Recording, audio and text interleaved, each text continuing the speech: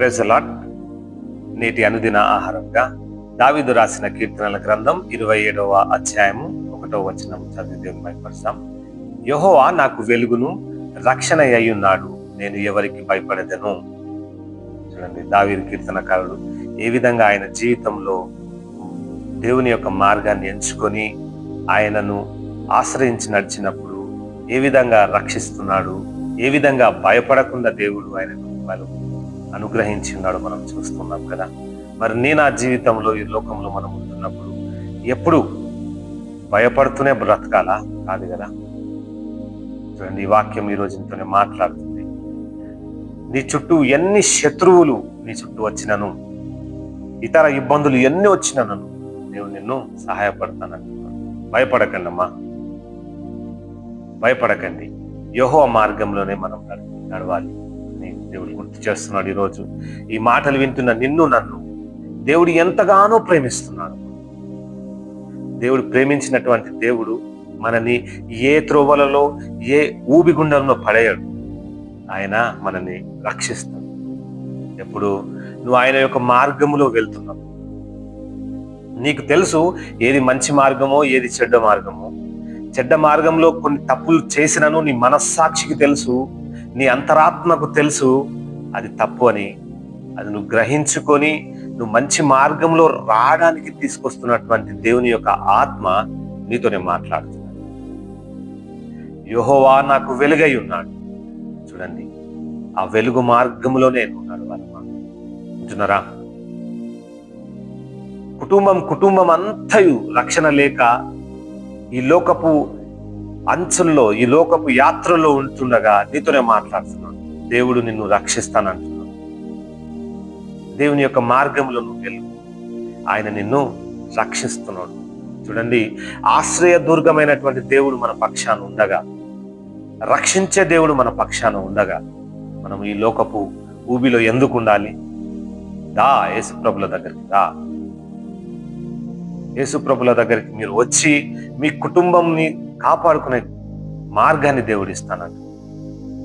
నీ కుటుంబంలో రక్షణ లేక నువ్వు బాధపడుతున్నావు, నువ్వే ఆయన దగ్గరికి రా. ఆయన ఎప్పుడో నీ దర్దాపులోకే ఉన్నాడు, కానీ నువ్వే దూరం వెళ్ళిపోతున్నావు. పరిశుద్ధాత్మ చేత నిన్ను ఆవరించి, చూడండి, పుట్టింది మొదలుకొని నేటి దినం వరకు దేవుని యొక్క కాపుదల నీ చుట్టే వచ్చి ఉన్నది. కేరూబులు, సెరాపులు, బలమైన దేవదూతలు నిన్ను నిత్యము కాపాడుతూ వచ్చి ఉన్నారు. నువ్వు వెళ్తున్నటువంటి ఇంటి మార్గంలో నుంచి మరి తిరిగి వస్తున్నటువంటి ఇంటి దారిలో దాకా నిన్ను కాపాడే దేవుడు, సంరక్షించే దేవుడు నీ పక్షాన ఉండగా నువ్వు ఎందుకు భయపడాలి? నీ చుట్టే ఎన్నో యాక్సిడెంట్స్ అవుతున్నాయి. ఎవరన్నా ఊహించగలరా ఆ బస్ ఆ విధంగా తగలబడుతుందని? ఎవరన్నా ఊహించగలరా ఎగిరిన ఏరోప్లేన్ ఆ విధంగా యాక్సిడెంట్కి గురి అవుతుందని? ఎవరైనా ఊహించగలరా వెళుతున్న వ్యక్తి మరి తిరిగి ఇంటికి రాలేడని? నీతోనే మాట్లాడుతున్నాడమ్మా. యెహోవా నాకు వెలుగై ఉన్నాడు, ఆయన రక్షణ అయి ఉన్నాడు, నేను ఎవరికి భయపడను. ఈరోజు అలాంటి దేవుణ్ణి నువ్వు నమ్ముకొని ఆయన రక్షణలో నువ్వు ఉన్నట్లయితే, ఆయన సంరక్షణలో నువ్వు ఉన్నట్లయితే ఎవరికి భయపడాల్సిన అవసరము లేదు. ఈ కృప ఈరోజు మన అందరికీ దేవుడు, మన కుటుంబాలకు, మన పిల్లలకు, మన వ్యక్తి ప్రతి సొసైటీకి, మన రాష్ట్రాలకు, దేశానికి దేవుడు కృపనిచ్చునుగా. ప్రార్థన చేద్దాం. స్తోత్రములు నాయన ప్రభా, కృపా సత్య సంపూర్ణుడా, నీకే వందనాలు, స్తోత్రాలు. యెహోవా అనే వెలుగై ఉన్నాడని చెప్పినావు ఆయన. మేమందరము వెలుగు మార్గంలో నడిచే కృపను మాకు దయచేయమని వేడుకొంచున్నాం. రక్షణకర్తమైన దేవానికి స్తోత్రములు నాయన.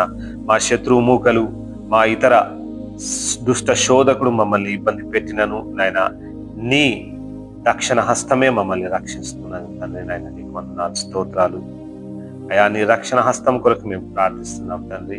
అయా, పుట్టింది మొదలుకొని నేటి దినం వరకు మమ్మల్ని కాపాడుతూ వచ్చినావు, అందుని బట్టి నీకు వందనాలు, స్తోత్రాలు నాయన ప్రభా.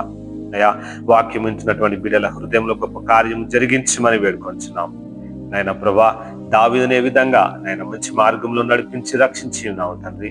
అయా, వాక్యం వింటున్న బిడ్డల హృదయంలో, కుటుంబాలలో నాయన మంచి మార్గంలో నడుచుటకు, అయా రక్షణ మార్గంలో నడుచుటకు అయా నీ కృప దయచేయమని వేడుకొంచున్నాం.